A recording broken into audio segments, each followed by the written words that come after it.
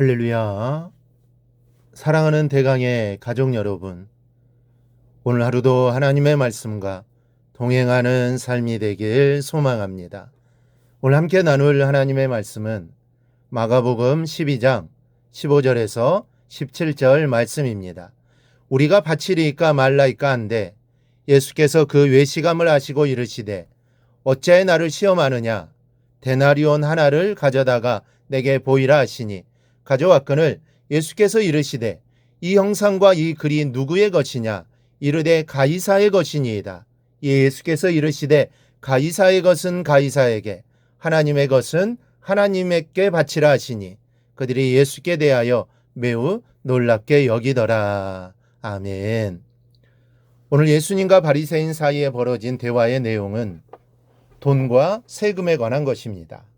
근데 우리가 이 말씀으로 들어가기 전에 염두에 둘 것은 이 대화가 돈에 관한 이야기지만 돈 이야기가 아니며 세금에 관해 말하고 있지만 대화의 핵심은 세금이 아니라는 사실입니다.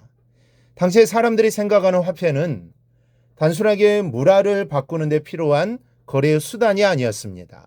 화폐는 권력의 상징이었습니다. 누군가 다른 나라를 정복했거나 반란에 성공할 때 가장 먼저 하는 일이 자기 자신의 화폐를 발행하는 일이었습니다. 그것이 바로 왕권과 권력의 보증이었던 것이죠. 그리고 또 하나, 화폐에는 왕의 흉상과 이름이 새겨져 있었습니다. 그렇기 때문에 돈을 가지고 있는 사람이 돈의 주인이기도 하지만 더 넓게 생각해서 그 얼굴이 새겨진 사람의 것이라고 생각했습니다. 내 주머니에 있어도 황제의 얼굴이 새겨져 있었기 때문에 결국은 황제의 돈일 수밖에 없다라고 생각한 겁니다. 그래서 유대인들은 로마의 돈 자체를 별로 달갑게 생각하지 않았습니다. 그런 문제 위에 세금 문제가 더해집니다. 세금 문제는 더 심각했습니다. 로마 제국의 정복지는 크게 두 종류로 나누어졌습니다. 평화적이며 군대의 주둔이 필요 없는 정복지는 의회에서 다스리며 총독이 지배했습니다. 그리고 소요가 자주 발생해서 군대의 주둔을 필요로 하는 지방은 황제의 직할지가 되어 지방장관에 의해 다스려졌습니다.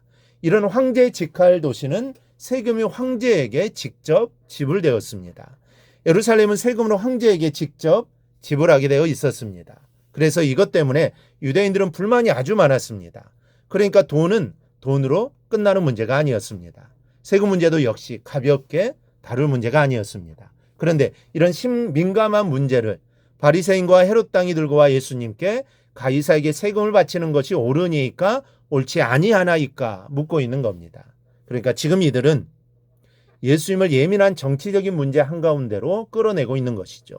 여기서 예수님께서 세를 바치는 것이 옳다고 하시면 예수님은 유대인들의 반발을 사게 될 것이고, 세를 바치는 것이 옳지 않다라고 말씀하시게 된다면 로마에게 대항하게 되는 것이 됩니다.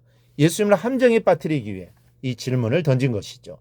이런 교묘한 질문에 예수님은 정치적으로 접근하시지 않습니다. 신앙으로 이 문제에 해답을 제시합니다. 어째 나를 시험하느냐? 데나리온 하나를 가져다가 내게 보이라. 이 형상과 이 글이 누구의 것이냐? 가이사의 것은 가이사에게, 하나님의 것은 하나님께 바치라. 이 말씀이 우리에게 주는 교훈은 무엇입니까? 먼저 너에게 새겨진 것이 누구의 형상인지 알라는 겁니다. 로마의 돈은 황제가 새겨져 있으니 황제의 것입니다. 그러니 황제의 것은 황제에게 바치라는 말씀의 뜻은 이해가 갑니다. 그러면 하나님의 것은 하나님께 바치라는 말씀의 뜻은 무엇일까요? 로마의 화폐에 황제의 흉상이 새겨져 있듯이 하나님의 형상이 새겨져 있는 것이 무엇인지를 생각해 보아야 하는 겁니다.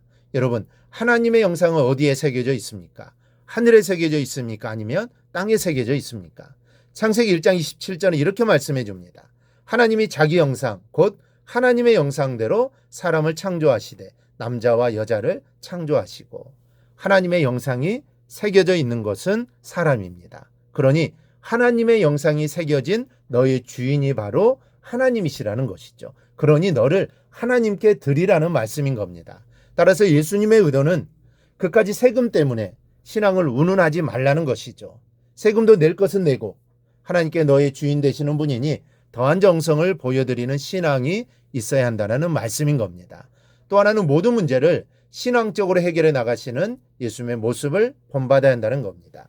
예수님은 정치적인 문제를 신앙으로 푸셨습니다. 또 돈이나 세금 문제도 역시 신앙으로 돌아와 하나님 중심으로 생각하셨습니다.